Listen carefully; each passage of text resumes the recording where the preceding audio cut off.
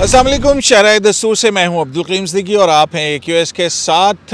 और आज एक मरतबा फिर 5 रुकनी लार्जर बेंच चीफ जस्टिस जिसकी क़यादत कर रहे हैं जस्टिस एजाजुल एहसन उनके दाएं जानिब, जस्टिस मुनीब अख्तर उनके बाएं जानिब और एक्सट्रीम बाएं जानिब जमाल मंदोखेल साहब, जस्टिस जमाल मंदोखेल, और एक्सट्रीम राइट पे जस्टिस अमीनुद्दीन खान साहब।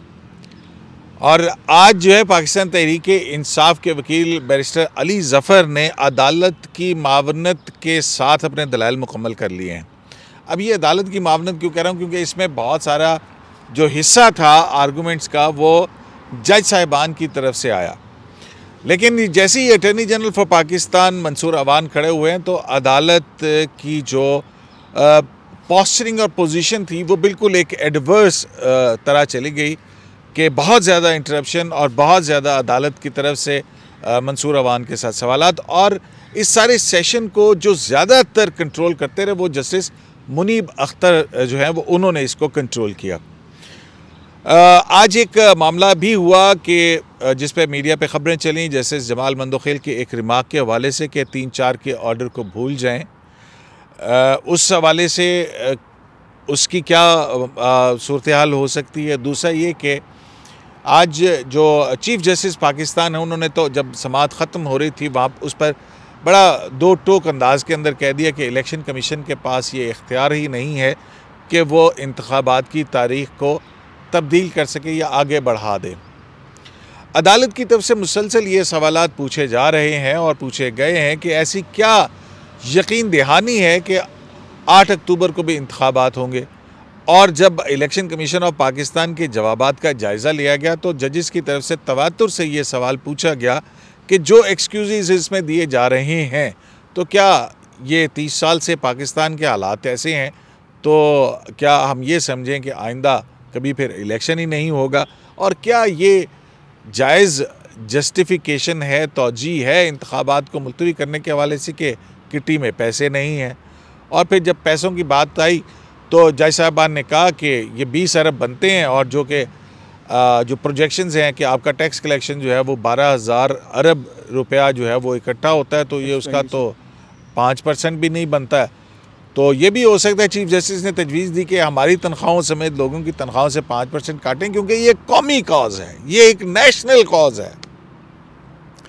बहरहाल देखना ये है कि ये समाअत कब तक जारी रहती है, और गालिबन इम्कान यही है कि ये समाअत कल तक के लिए कल मुकम्मल हो जाएगी, जो अदालत का मूड और टैनर नज़र आ रहा है। बहरहाल जस्टिस मुनीब अख्तर का ये भी कहना था कि ये बात तो समझ आती है कि पैसे नहीं है, लेकिन अमन व अमान के लिए फ़ौज की तरफ से जो फ़राहम ना किया जाना या मावनत सिक्योरिटी एहलकार फ़राहम ना किया जाना, जबकि अमन व अमान के क़याम तो सिक्योरिटी के इदारों का, फ़ौज का, ये तो उनका ड्यूटी का फ़र्ज़ है। हमारे इस धरती के सपूत जो हैं वो उसके लिए कुर्बानियाँ देते हैं अगले मोर्चों पे जो है वो, तो ये इट्स देयर ड्यूटी। तो इस पे बात करते हैं नासिर साहब से कि आज की प्रोसीडिंग में जो है बैरिस्टर अली ज़फ़र जो है उनके आर्गूमेंट्स तो कम थे, लेकिन मावनत उन्हें बेंच की तरफ से ज़्यादा मिलती रही। ऐसे ही रहा नासिर साहब? दूसरी तरफ से अटॉर्नी जनरल साहब के भी आर्गूमेंट्स कम है और क्वेश्चन ज़्यादा से होते रहे। ये असल में आज तो मैं तो इस बात पे हैरान हूँ। देखें, आपने उनसे उनके आर्गूमेंट सुने, फिर जो मर्ज़ी डिसाइड करें, पर उनको बोलने तो नहीं। उनकी जस्टिफिकेशन मतलब वो ठीक है गलत है वो बात की बात है, लेकिन उनकी जस्टिफिकेशन तो सुन लें ना, गवर्नमेंट साइड को सुन लें, अली ज़फ़र को भी सुन लें, वो जो कह रहे हैं उनकी पूरी बात सुने, ऑब्जर्वेशंस ठीक है दें। लेकिन आज की जो प्रोसीडिंग्स में क़य्यूम साहब, मुझे एक चीज़ ज़रा मैं हैरान हो रहा था, और चीफ जस्टिस साहब बार बार एक चीज़ का तज़किरा कर रहे थे जो मानी खेज़ भी हो सकती है।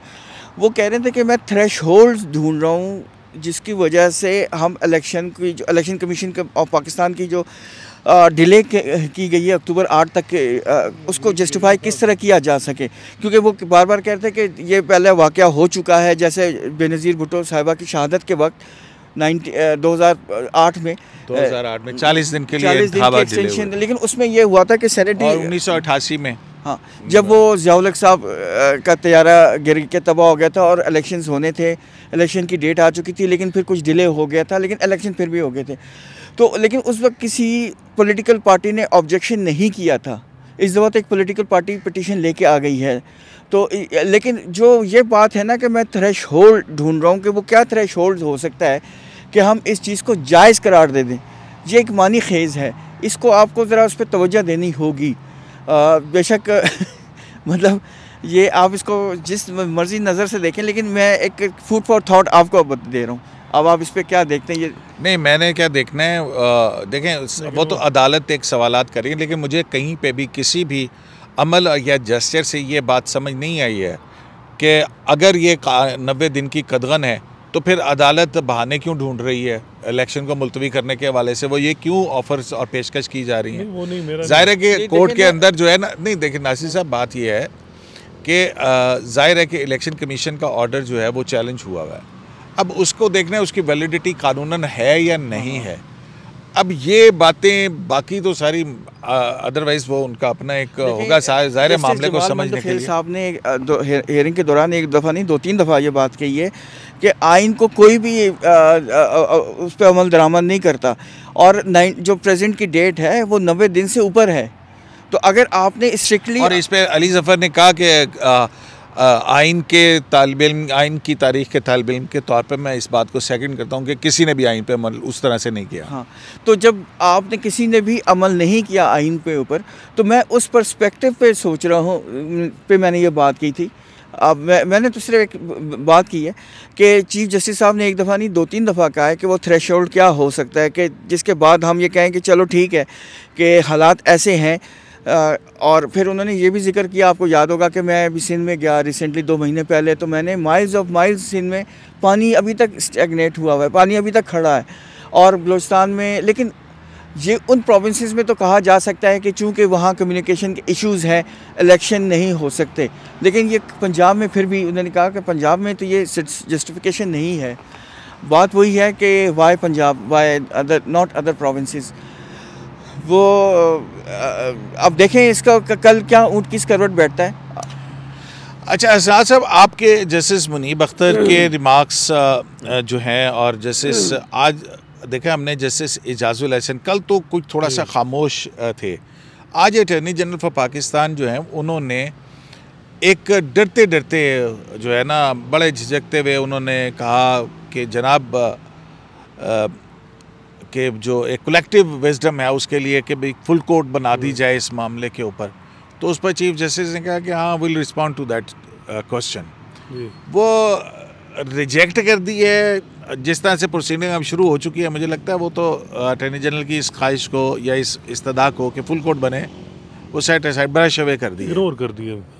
देखें वो ये तरीक़ाकार रहा है इस बेंच का। ये बेंच जो है ना, ये प्रेशर बेंच है, ये प्रेशर में काम करता है।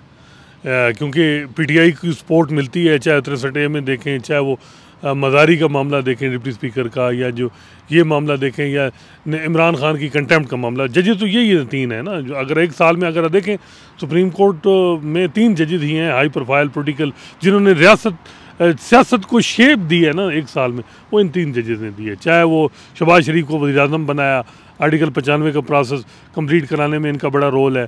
फिर 63A में कि वोट काउंट नहीं होगा तो फिर भी यही है। तो वो देखें उन पे प्रेशर रहा है, क्योंकि हुकूमत ने, मरियम नवाज़ ने भी की थी प्रेस कॉन्फ्रेंस। लेकिन यहाँ मैंने देखा कि आज फुकदान रहा, को पॉलिसी नहीं बनाई गई, या बनी है तो वो एग्जीक्यूट नहीं कर पाए, या जो है वो जो भी मामला, क्योंकि जस्टिस एजाज जो थे वो सुबह से वो खामोश थे, कल भी वो खामोश थे। उन्हें ये मेरा अंदाज़ा है कि उनको ये था कि मैं भी जिस तरीके से बातें ये बाहर कर रहे हैं कि कोई इतराज़ ना आ जाए कि जैसे एजाज पे, लेकिन इतराज़ किसी ने किया ही नहीं।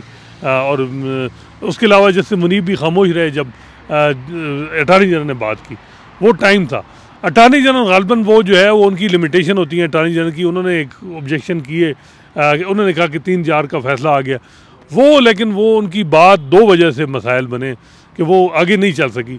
एक वजह यह है कि उनको साथ जो सियासी जमातों के वकील थे उन्हें चाहिए था कि वो खड़े होकर बैकअप करते और वो स्ट्रांगली करते कि हाँ जी ये 4-3 का क्या हो जाता मतलब है कि थोड़ा बहुत एक इशू बनता। लेकिन वो भी आपकी बात ठीक है कि कुछ भी नहीं होता, क्योंकि ये बेंच जो है इसको एक्सपीरियंस है कि कैसे चलाना है मामलात को। तो वो आप देखें, फिर जैसे जमाल की तरफ से ये बात कि ये हमारा इंटरनल मामला है, तो वो और उसके बाद चीफ जस्टिस ने जो कहा है कि हमारे ब्रदर जज ने जो है वो जो बात की है उन्होंने पूरा ब्लंटली जो है ना उन्होंने मामले को खोल के रख दिया। जी मतलब है कि वो सारा मामला ख़त्म।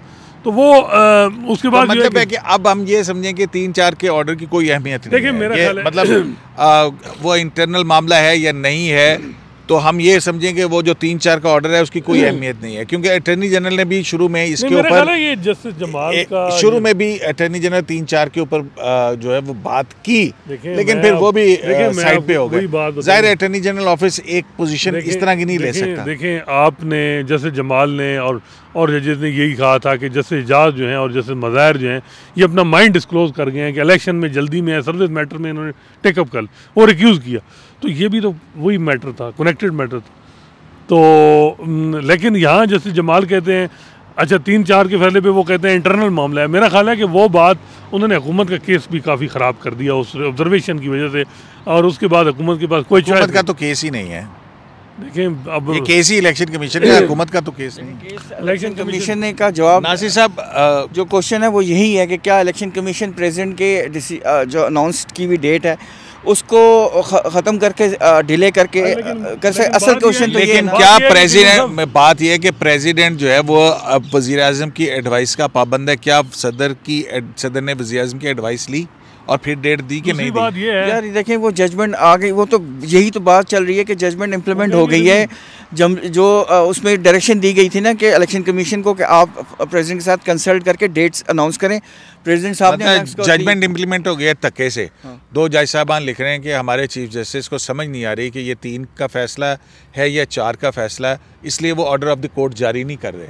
मतलब तकाशाई करके आपने जो काम करा दिया। बात दरअसल ये है कि अब इंटरनल में मामला है। अब वो जो भी अब मैंने आपको पहले भी कैसे इंटरनल कैसे है, वो 2 जज साहबान ऑर्डर लिख रहे हैं, ये इंटरनल मामला कहीं से नहीं रहा है। कयूम साहब ये बात पहले भी मैं कह चुका हूँ कि जब तक वो सारी जजमेंट्स नहीं आएंगी हम इस पर बहस ज़्यादा नहीं कर सकते। उनको हमें पहले पढ़ लें, उसमें उसका कोई ना कोई जस्टिफिकेशन तो सब तरफ से आएगी ना, उधर से भी आएगी इधर से भी आएगी। अभी जो 2 जजेस रह गए हैं उनका भी तो नोट आना चाहिए ना। 3 का भी आएगा, 3 का भी आएगा, लेकिन 2 रह गए ना। अच्छा जस्टिस अतर मिनिल्ला और जस्टिस ये आप भूल जाएं। मेरा एक तजुर्बा है कि 10-12 साल में जो चीफ जस्टिस होता है ना, एवरीथिंग अगर आप 15 शो नहीं वो 15 शो आज भी उसका रिफ्लेक्ट आया। मतलब मैं 1 मैन शो का वर्ड नहीं यूज करूंगा, लेकिन रिफ्लेक्ट आया कि वो जजमेंट है, वो उस जजमेंट के अंदर तो उस भाई मैं तो देखे ना, मैं तो फैसले का हवाला दे के कह सकता हूँ कि उन्होंने कहा 1 मैन शो ठीक हो गया, और दूसरी तरफ जो है उन्होंने कहा कि पीस और कन्वीनियंस के साथ अगर जब हम ये शुरू कर देते हैं कि अपने मूड और ख्वाहिश की बुनियाद के ऊपर बेंच मुकदमात की समात ये सब कुछ करना शुरू कर दें, तो फिर हम इंपीरियल सुप्रीम कोर्ट बन जाते हैं, एक शाही सुप्रीम कोर्ट बन जाती है। ये लिखा है, मैं तो जज साहब ने लिखा, मैंने तो नहीं लिखा। ये है कि जो पॉलिसी है वो सुप्रीम चीफ जस्टिस ने देनी होती है। आपने कल कितना शोर मचाया, 4-3 दिए, आज उन्होंने सिंपल ये कह दिया कि जी ये मामला ही रेलेवेंट, वो ये और है मामला, ये वो उसकी मामले के साथ रेलेवेंट ही नहीं। अच्छा वहाँ चीफ जस्टिस साहब कह रहे हैं कि यहाँ लीगल क्वेश्चन है कि क्या प्रेसिडेंट की डेट दी हुई वो अनल कर सकता है इलेक्शन कमीशन, ये सिर्फ लीगल क्वेश्चन है। लेकिन सारी एजुकेशन फैक्चुअल कंट्रोवर्सी पे हुई कि पैसे फंड के तो मतलब है ये सैलरी से निकाल लें मुझे, और दूसरा ये कह रहे हैं कि जी अच्छा वैसे जजेस की सैलरी से निकाल लें या इनका एक प्लॉट ले लें जो इनका है। हाँ वैसे सुप्रीम कोर्ट की जो स्टाफ जो की हाउसिंग सोसाइटी है उससे जो प्लाट है वो कई जजेस के तो इस्लामाबाद में 4-4 प्लाट भी हैं, तो उनमें से एक आध दे दें तो काफ़ी मसला हल हो जाए। अच्छा। वो लेकिन ये चीज़ एक और बात जो आज मुझे बड़ी लगी, तशवीश हुई कि वो ये था कि जी इलेक्शन कमीशन ने जो भी शेड्यूल देना था अप्रूवल यहाँ से करा था, हम कोर्ट ऑफ लॉ। अच्छा ये मुझे समझ नहीं आती अंडर व्हाट लॉ, ये नहीं आपको किसने बार अच्छा ये जो है जस्टिस मुनीब अख्तर ने ये बार कहा कि अगर इलेक्शन कमीशन ऑफ पाकिस्तान कर सकता था, हाँ ये इंपीरियल सुप्रीम कोर्ट, मैं यही कह रहा हूँ कि फिर हमारे पास आते, फिर हम शाही फरमान जारी करते, कर दो इलेक्शन आगे, फिर तो और ये होता रहा है 10 साल में। और ये मसला माजरत के साथ कि इलेक्शन कमीशन एक आईनी बॉडी है, तो उसको ठीक है वो अभी कल तक तो चीफ जस्टिस कह रहे थे कि इलेक्शन कमीशन ऑफ पाकिस्तान की खुद मुख्तारी उसको हम वो करेंगे, इंश्योर करेंगे, ये करेंगे। नहीं, आज वो कह रहे हैं कि आप हमारा सबऑर्डिनेट इदारा है, आप आए हमसे पूछें, हम इजाज़त दें तो करें, नहीं तो आप कोई फंक्शन नहीं कर सकते। देखें इस वक्त केस तो पीटीआई का स्ट्रांग है। हालांकि मज़े की बात है कि जजेस कह रहे हैं अली ज़फ़र साहब को कि यार वो जो हम ये सवाल पूछ रहे हैं ना, ये इसका जवाब आपकी पिटीशन के फलां ग्राउंड में फलां पेज पे लिखा हुआ है। फिर अच्छा फिर अली ज़फ़र साहब जाते हैं कि यार उस पेज में मेरा, मुझे तो लग रहा है कि ये ड्राफ्टिंग वैसे अली ज़फ़र साहब ने खुद की नहीं, ये वैसे हुआ कल था, वैसे ये कल हुआ था नाज़िर साहब, कल वैसे हुआ था कि चीफ जस्टिस ने उनको कहा कि फलां ग्राउंड में आपके इस सवाल का जवाब है। जज ने ये जो इलेक्शन है, ये पहली दफ़ा तो इलेक्शन नहीं होना, उसके बाद भी होने, ये तनख्वाह से काट लो और ये कोई हल नहीं है। आपने यार, ये फेडरल गवर्नमेंट है, एक मुल्क है, ये मुल्क बनाना रिपब्लिक नहीं है, चलना है। ये कोई तरीका नहीं है कि आपने इससे प्लॉट ले लो या सैलरी से काट लो। इलेक्शन के लिए पूरा एक तरीका होता है और इलेक्शन को उसको अपना पता है कि क्या करना है। आपने जो कुछ जो कंट्रोवर्सी, सुप्रीम कोर्ट ने क्या करना है? सुप्रीम कोर्ट ने बेसिकली ये करना है कि ये बताएं कि इलेक्शन कमीशन कर सकता है या नहीं, कि प्रेसिडेंट ने जो डेट दी है उसको आगे पीछे कर सकता है कि नहीं, ये या इलेक्शन कमीशन का ये जो 22 मार्च का हुक्म है 8 अक्टूबर को इंतखाबात करवाने का, उसको कलअदम करार दे देता है। नाज़िर साहब, अगर पहला, इसका मतलब है कि फिर पहला हुक्म बरकरार हो जाएगा, 30 अप्रैल को फिर इंतखाबात होंगे। देखिए, ये तो अब ये हाइपोथेटिकल है ना, ये अभी तो यही मैं तो अब कहने की कोशिश कर रहा था कि ये पहले तो जस्टिफाई करना है ना कि वो पहले बात मानी जाती है कि नहीं। यही तो इलेक्शन कमीशन को कन्विंस करना है या फेडरल गवर्नमेंट को कन्विंस करना है। वो अभी वो कन्विंस करने की बात अभी पूरी पहुंची नहीं है ना। कल उनके आर्गूमेंट्स होंगे ना, उसके बाद आपको पता चलेगा कि क्या वो कन्विंस हुए हैं कि नहीं। आज तो बज़ाहिर लगता है कि कोई कन्विंस नहीं है, वो बल्कि सारा आर्गूमेंट ही उधर से हो रहा था। देखें, बात ये है, वही मैं कह रहा हूँ ना कि जो अली ज़फ़र साहब ने अदालत की मावनत करनी थी ना एक जस्ट डिसीजन पे पहुंचने के लिए, तो आज ऐसा लगा कि अदालत अली ज़फ़र साहब की मावनत करी थी ताकि जस्ट डिसीजन पे पहुंचा जाए। एक और बात है कि हाई कोर्ट की अथॉरिटी भी अंडरमाइन हो रही है। क्या जजेस जो हाई कोर्ट के हैं वो सिर्फ सिविल रिवीजन ही सुनेंगे? कहते हैं कि जी प्रिवेलिंग जो सिचुएशन होती है इसमें सुप्रीम कोर्ट जो, क्योंकि दबाव होता है। और अच्छा, ये बड़ी मजे की बात, ये मजे की बात है, ये जस्टिस जमाल मंदोखिल ने सवाल पूछा था कि आप हाई कोर्ट में क्यों नहीं जाते अली ज़फ़र साहब, तो फिर उसका जवाब जो है वो जस्टिस इजाजुल एहसन ने दिया और उन्होंने कहा कि हाई कोर्ट में कैसे जाएं, हाई कोर्ट सुप्रीम कोर्ट का ऑर्डर मॉडिफाई थोड़ी कर सकती है। हालांकि मुझे याद है जब नो कॉन्फिडेंस जवाब उधर से आता था बुज़दार के हवाले के बाद, जब चीफ मिनिस्टर इलेक्ट होना था, आपको भी याद है यहाँ सबसे ज़्यादा हुआ कि आप जाएँ नीचे हाई कोर्ट में, और वो एक महीना जो है ना हमजा शहबाज चीफ मिनिस्टर नहीं बन सके क्योंकि लाहौर हाई कोर्ट में लंबा चलता। लेकिन यहाँ जो पीटीआई का मामला है तो नहीं, प्रिवेलिंग सिचुएशन में सुप्रीम कोर्ट बेस्ट है क्योंकि टाइम बड़ा कम है, शार्ट है। वैसे ये क्या टाइम तो है, लेकिन ये इमरान खान साहब क्या अगली दफ़ा भी जब हुकूमत नहीं आएगी, पंजाब में आ जाती है और वफाक में वो उनको हुकूमत नहीं आती, क्या वो फिर असम्बली डिसॉल्व कर देंगे? रीज़न तो यही है ना। आज अटॉर्नी जनरल ने नासिर साहब यही रीज़न दी है कि फिर उसके बाद इलेक्शन है, तो वही अदालत ने पूछना था कि अच्छा 3 महीने के बाद या 4 महीने के बाद जब इकट्ठे इलेक्शन होंगे तो उस वक्त फंड्स कहाँ से आ जाएंगे। और फिर आज अदालत ने कोई सियासी पुख्तगी के हवाले से भी बात की ना कि जब वो अटॉर्नी जनरल कह रहे थे कि 2008 के अंदर बेनज़ीर भुट्टो जो हैं वो शहीद हुई, तो उस वक्त की पॉलिटिकल क़यादत ने बड़ी मैच्योरिटी का मुजाहरा किया और वो जो है ना इंतखाबात डिले हुए थे, उसको किसी ने चैलेंज नहीं किया था। वो जो एक्सटेंशन हुई थी, चीफ जस्टिस ने क्या कहा था जिस पर अटॉर्नी जनरल से कि आप ज़रा इंस्ट्रक्शंस लेके बताएं, कोई बाहमी सियासी जमातों के मुज़ाकरात की बात? देखिए, मैं तो कल से ये बात कह रहा हूँ कि जस्टिस चीफ जस्टिस ने क्या, फिर अपनी राय चीफ जस्टिस का यही जस्टिस जमाल मंदोखिल साहब शुरू से कह रहे हैं। यही चीफ जस्टिस ने कहा था कि आप जो मेच्योरिटी दिखाएं ना, बैठ जाएं, आपस में बैठ जाएं। लेकिन जस्टिस सैयद मंसूर अली शाह साहब की जो जजमेंट, उसमें उसका हल लिखा हुआ है कि उस पर यही लिखा है कि पॉलिटिकल थिकेट में जुडिशरी को नहीं जाना चाहिए क्योंकि इसका देखें फिर कभी इलेक्शन ही नहीं होंगे यार, ये तो कोई बात नहीं है ना। अब जब एक कोर्ट ऑफ लॉ के पास आएगा, अब यही बात है कि जब कोई तनाज़ा खड़ा होगा तो वो कौन सी अथॉरिटी जो तय करेगी? देखिए, वो तो कोर्ट ही है ना। देखिए पॉलिटिकल पार्टीज के लिए बहुत आसान है कि जाके पिटीशन सुप्रीम कोर्ट में कर दें और फिर सुप्रीम कोर्ट जो है ना डॉक पे खड़ी हो जाए, वो जजमेंट दे तो एक पार्टी गालियां दे वो जिसको पसंद ना आए, और जो अगर वो दूसरी जजमेंट दे तो दूसरी पार्टी गालियां देना शुरू कर दे। जस्टिस मंसूर अली शाह साहब ने क्लियर कहा है कि पार्लियामेंट डिवीजन उसमें डिवीजन होती है, लेकिन फिर भी वो सोल्यूशन निकालते हैं because they are political leaders.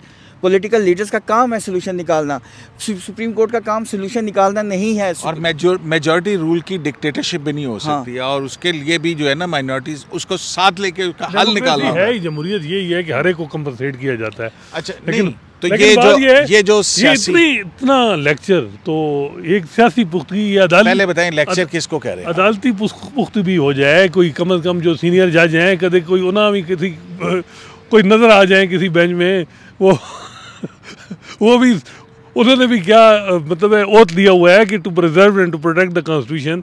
25 cases लग रहे हैं जैसे सरदार तारिक साहब के बेंच में, और माशाल्लाह वो बड़ी अच्छी डिस्पोजल है। कभी ये साहिब कॉन्स्टिट्यूशन मैटर भी उनके पास भी लगा दे और जब बात होती है तो वो होता है कि जी एक ही क्रिमिनल का जज। आपका एतराज सिर्फ ये है कि ये जज अच्छे नहीं है, दूसरे जज अच्छे हैं। मैं कहता हूँ कि ये भी चीफ जस्टिस बहुत अच्छे हैं, लेकिन ये है कि अगर सारे आ जाएं तो हर्ज कोई नहीं है। हर्ज कोई नहीं, लेकिन अब तो नहीं बन तो नहीं रहा। मैं तो पहले दिन से वही बात कर रहा हूँ जो जस्टिस आसिफ सईद खोसा साहब ने हल दिया था कि इस तरह के मामलात में 5 सीनियर मोस्ट जज बैठे, बस वो जो है 7 हो जाए तो ज़्यादा, चलो 7 हो जाए, लेकिन सीनियर मोस्ट 1 2 3 4 5 6 7, ये नहीं 1 3 9। वैसे नासिर साहब, अमेरिकन सुप्रीम कोर्ट जो है वो फुल कोर्ट सुनती है मुकदमा, तो हमारी फुल कोर्ट क्यों नहीं सुन सकती?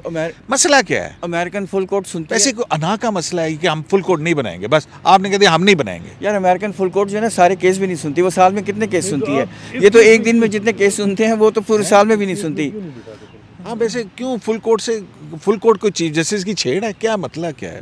अब मुझे नहीं मालूम, लेकिन मैंने आपको जो हल बताया वही है कि सीनियर मोस्ट 5 1 2 3 4 5 और 6 7 जो भी है वो ही जज बैठे, कोई कंट्रोवर्सी नहीं होगी। साहब कंक्लूड करते हैं हम इसको कि आज की समाअत का जुडिशल कमीशन में आपने देखा वहाँ सीनियर मोस्ट अनफॉर्चुनेटली या फॉर्चुनेटली जेसी के मेंबर हैं तो 2 जज भी नहीं लग रहे। वहाँ चीफ जस्टिस के पास इख्तियार नहीं है कि मेंबर जो है इस तरह हो जाए, तो यहाँ इख्तियार है। अब देखें कोई भी चीफ जस्टिस सो मोटो इस वजह से नहीं लेता कि मेरा सो मोटो डिसमिस हो, उसने देखना होता है कि मैं मेजॉरिटी जी रहा, मतलब ये नहीं हो सकता कि वो 6-7 पेजेस का नोट लिखे सो मोटो और आखिर में डिसमिस हो। ये भी आप कयूम साहब कोई लॉजिक दे होती है, कोई ज़रा ज़हन भी बंदोड़ा है। चीफ जस्टिस कभी भी अपनी मेजॉरिटी में नहीं होगा। अब लोग कह रहे हैं 2 जज क्यों उठाया गया जी, वो दो ने तो रिक्यूज़ किया था, 2 चले उन्होंने माइंड भी डिस्क्लोज़ किया, लेकिन दूसरी बात यह है उनमें अतर मिनल्ला ने तो ये भी नहीं कहा था कि मुझे बिठाएं या ना बिना, लेकिन वो मजबूरी ये है कि वो फिर मेजॉरिटी ना रहती ना। नासिर साहब, आपके ख़्याल में आज की जो तमाम कार्रवाई थी उसके अंदर अगर उसका क्रक्स देखें, क्या उसके अंदर अहम बात यह है कि जो जस्टिस मुनीब को समझ नहीं आ रही कि फ़ौज क्यों जो है वो सिक्योरिटी प्रोवाइड करने से इनकार कर रही है, या आपको ये बात समझ आती है कि वो कौन सी कॉन्स्टिट्यूशनल अथॉरिटी है जो इस बात को इंश्योर करेगी कि इंतखाबात आइन के मुताबिक मुनक़िद हों, फ्री हों, फेयर हों, ये सारा कुछ हो? तो और उसमें सियासी जमातों को मिल बैठने के हवाले से क्या सुप्रीम कोर्ट ये चाह रही है कि ये सारी सियासी जमातें मिल बैठकर कोई फ़ैसला करें? क्योंकि मामला फिर भी अगर इलेक्शन भी अनाउंस होते हैं तो कोड ऑफ कंडक्ट के ऊपर तमाम सियासी जमातों ने जाना है इलेक्शन कमीशन ऑफ पाकिस्तान के पास। मेरा ख्याल है कि वो अल्टीमेट बोले आप बोले वो ये देखें बात तो यही है ना कि बैठने के लिए तो कोई तैयार नज़र आ ही नहीं रहा। एक पार्टी तो क्लियर है, वो तो कहते हैं कि मैं तालिबान के साथ। आज प्राइम मिनिस्टर ने भी शायद मैं देख रहा था कि कह दे कि इमरान खान साहब जब कौम से माफ़ी नहीं मांगे कोई बातचीत नहीं। मतलब दोनों तरफ से वो बहुत ज़्यादा बिकरिंग है इसमें, आप माने या ना, बिकरिंग दोनों साइड से है। वो खान साहब तो कहते हैं कि मैं मतलब पहले दिन से यही कह रहे हैं और मैं इनको छोड़ूंगा नहीं यार, पता नहीं कब वो नहीं छोड़ेंगे। अच्छा नासिर साहब, असरात एक मिनट ठहर जाए यार, सियासी छोड़ो। फर्ज करें कि सुप्रीम कोर्ट ये कलअदम करार दे देती है इलेक्शन कमीशन की 30 पंजाब के वाले, पंजाब के वाले, तो फिक्र ही नहीं है ना। केपी तो इससे कुछ भी नहीं हो रहा है ना, उन्होंने ना उठे किसी ने तारीख दी है ना कुछ और है। असल रोला पंजाब दा है कि भी पंजाब दे 148 सीटां ने उत्थे, यस असल पंजाब की सियासत जो है ना उसके अंदर सब कुछ है। अगर सपोज इमरान खान मेजॉरिटी ले अगर लेते, इलेक्शन कमीशन का ये ऑर्डर जो है 8 अक्टूबर को इंतखाबात कराने का कलअदम करार दे देते हैं, तो क्या लगता है आपको कि फिर सुप्रीम कोर्ट क्या ऑर्डर देगी कि 30 अप्रैल को इंतखाबात वाक़तन मुनक्किद हो जाएं? क्या उसमें फ़ौज को डायरेक्शन जाएगी, फेडरल गवर्नमेंट को डायरेक्शन जाएगी, इलेक्शन कमीशन को डायरेक्शन जाएगी, किस किस को जाएगी? और फिर अगर डायरेक्शन पर अमल ना हुआ तो क्या प्राइम मिनिस्टर तक बात पहुंच सकती है, उसकी डिस्क्वालिफिकेशन तक? देखिए ये 3 जजेस जो हैं इन पे एक दबाव भी है, दबाव में ये अच्छा अपना जो है वो कर रहे हैं चीज़ों को, और वो मेरा ख्याल है ये करेंगे कि सिंपली इसको सेटिसाइड करेंगे वो जो इलेक्शन कमीशन का आर्डर है, और उसके बाद वो ये कह देंगे कि जी ये जो है वो आप करें, फेडरल गवर्नमेंट को डायरेक्शन मिल जाएगी। उसके बाद भी हल मेरा ख्याल है कि ना हो जब तक सियासी जमातें ना बैठें। मे बी कंटेम्प्ट की प्रोसीडिंग अमूमन चीफ जस्टिस बंदयाल जो है वो अवॉइड करते हैं, लेकिन एक चीज़ है कि यूम साहब क्या गारंटी होगी कि जो इलेक्शन है वो अगर ये पंजाब में हो जाते हैं तो नेशनल असम्बली के फेयर हो जाएंगे, केयर टेकर के बाद वो क्या सुप्रीम कोर्ट पे सारा बर्डन जिस तरह से उस वक्त तक तो रिटायर हो चुके हैं। आपके ख्याल में? हाँ, फारूक नाइक साहब ने एक इशारा दिया, इवन इफ ये जजमेंट आप जो जिस टर्म में आप बात कर रहे हैं वो आ जाए ऑर्डर के सेटिसाइड हो जाए, अप्रैल 30 को इलेक्शन डे हो जाए, फारूक नाइक साहब ने कहा कि we are contemplating something doing, मतलब we are trying to do something, parliament में इसका कोई हल निकाला जाएगा। इलेक्शन तो मुझे नज़र नहीं आते, आप चाहे सुप्रीम कोर्ट ऑर्डर भी दे दे, हाँ पार्लियामेंट से इसका कोई ना कोई हल निकलेगा। मेरा ख्याल है कि सुप्रीम कोर्ट की डायरेक्शन के बाद ये नहीं होगा कि फिर आप 30 के बजाय 10-15 दिन ऊपर हो सकते हैं। मेरा साहब NRO केस के अंदर फेडरल गवर्नमेंट को डायरेक्शन थी और फिर यूसुफ रज़ा गिलानी साहब कंटेम्प्ट प्रोसीडिंग का बन गए थे निशाना। उसके बाद फिर क्या हुआ था, मतलब कहने का मकसद है कि पार्लियामेंट के पास बहुत रास्ते हैं, वो निकाल लेगी रास्ता। चलें जी, रास्ता जो है वो मेरे पार्टिसिपेंट्स की यही राय है कि पार्लियामेंट से निकलना चाहिए और मुज़ाकरात से निकलना, सियासी जमातों को जो है वो मिल बैठना चाहिए, और इलेक्शन वैसे कौमी और सूबाई असम्बलियों के एक ही दिन में होने चाहिए। बहरहाल ये तो हमारी नुक्ता नज़र हो सकता है, लेकिन नुक्ता नज़र के अलावा आइन और कानून, आइन ये कहता है कि अगर असम्बली तहलील कर दी जाए तो 90 दिन के इंतखाबात होंगे, असम्बली अगर अपनी मुद्दत पूरी कर ले तो 60 दिन के अंदर इंतखाबात होंगे। तो और ये दोनों एक आइनी कदगन है। अब उस हवाले से जो सवालात उठ रहे हैं सिक्योरिटी के, फाइनेंसिस के, और ये तमाम मामलात को देख रही है अदालत भी और हम भी, और कल देखते हैं कि सुप्रीम कोर्ट ऑफ पाकिस्तान किस नतीजे पर पहुंचती है कि इस मुल्क के अंदर अमन और अमान भी बरकरार हो, इंतखाबात भी पुरअमन और मुनसिफाना और शफाफ हो जाएं, कि एक सूबे की हुकूमत या 2 सूबों के अंदर हुकूमत आइंदा कौमी असम्बली के इंतखाबात पर असरअंदाज ना हो सके। शराय दस्तूर से अब्दुल क़य्यूम सिद्दीकी को AQS लाइव से इजाज़त दीजिए। अल्लाह ने